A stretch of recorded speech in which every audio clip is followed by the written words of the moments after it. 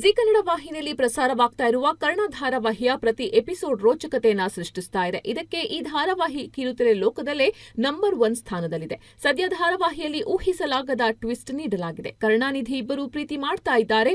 ನಿಧಿಯ ಹುಟ್ಟುಹಬ್ಬಕ್ಕೆ ಕೂಡ ಕರ್ಣ ದೊಡ್ಡದಾಗಿ ಸರ್ಪ್ರೈಸ್ ನೀಡಿದ್ದಾನೆ.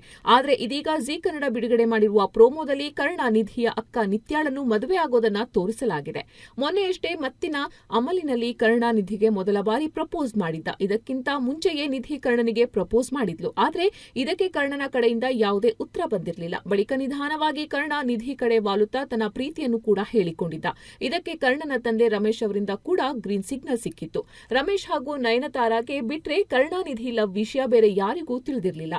ನಿಧಿ ತನ್ನ ಅಕ್ಕ ನಿತ್ಯಾಳಿಗೆ ಕೂಡ ಹೇಳಿರಲಿಲ್ಲ. ನಿತ್ಯಾಳಿಗೆ ಕರ್ಣನನ್ನು ಕಂಡ್ರೆ ಅಷ್ಟಕ್ಕಷ್ಟೇ ಆತನಿಂದ ನಿತ್ಯ ಅನೇಕ ಸಮಸ್ಯೆ ಎದುರಿಸಬೇಕಾಗಿ ಬಂದಿತ್ತು. ಹೀಗಾಗಿ ನಿತ್ಯಾಳಿಗೆ ಕರ್ಣನ ಕಂಡ್ರೆ ಆಗಲ್ಲ. ಆದರೆ ಇದೀಗ ಕರ್ಣನನ್ನೇ ನಿತ್ಯ ಮದುವೆ ಆಗಿದ್ದಾಳೆ. ಇದರಿಂದ ನಿಧಿಯ ಹೃದಯ ಒಡೆದು ಹೋಗಿದೆ. ನಿತ್ಯ ತೇಜಸ್ ಎಂಬ ಹುಡುಗನನ್ನು ಪ್ರೀತಿಸ್ತಾ ಇದ್ಲು. ಇವರ ಎಂಗೇಜ್ಮೆಂಟ್ ಕೂಡ ಆಗಿದೆ.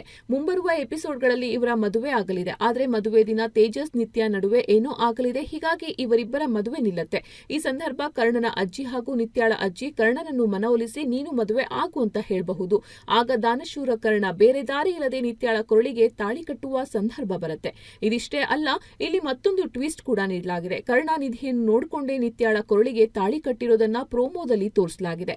ಬಳಿಕ ಸಪ್ತಪದಿ ತುಳಿಯುವಾಗ ನಿತ್ಯ ಕಾಲು ಉಳುಕಿದಾಗ ಬೈ ಮಿಸ್ಟೇಕ್ ಆಗಿ ಕರ್ಣ ನಿತ್ಯಾಳ ಕೈ ಹಿಡಿತಾನೆ. ಆಗ ಅವನಿಗೆ ನಿತ್ಯಾಳ ನಾಡಿ ಮಿಡಿತ ಗೊತ್ತಾಗುತ್ತೆ. ಆ ನಾಡಿ ಮಿಡಿತದಿಂದ ನಿತ್ಯ ಪ್ರೆಗ್ನೆಂಟ್ ಎನ್ನುವ ವಿಷಯ ಡಾಕ್ಟರ್ ಕರ್ಣನಿಗೆ ಅರಿವಾಗಿದೆ. ಅಸಲಿಗೆ ಈ ಮಗು ತೇಜಸ್ನದ್ದಾಗಿರುತ್ತೆ. ಸದ್ಯ ಕರ್ಣ ಧಾರಾವಾಹಿಯಲ್ಲಿ ಮುಂದಿನ ಎಪಿಸೋಡ್ಗಳು ಸಾಕಷ್ಟು ರೋಚಕತೆ ಸೃಷ್ಟಿಸಿದೆ. ಈಗಾಗಲೇ ಕನ್ನಡದ ನಂಬರ್ 1 ಧಾರಾವಾಹಿಯಾಗಿ ಮಿಂಚುತ್ತಾ ಇರುವ ಕರ್ಣ ಮುಂದಿನ ಮದುವೆ ಎಪಿಸೋಡ್ನಲ್ಲಿ ಟಿಆರ್ಪಿ ವಿಚಾರದಲ್ಲಿ ದಾಖಲೆ ಸೃಷ್ಟಿಸೋದು ಖಚಿತ. ಇಂಟ್ರೆಸ್ಟಿಂಗ್ ಮತ್ತು ಇನ್ಫಾರ್ಮೇಟಿವ್ ವಿಡಿಯೋಗಳನ್ನ ಮಿಸ್ ಮಾಡ್ಕೋಬೇಡಿ. ಈಗಲೇ ಸಬ್ಸ್ಕ್ರೈಬ್ ಮಾಡಿ.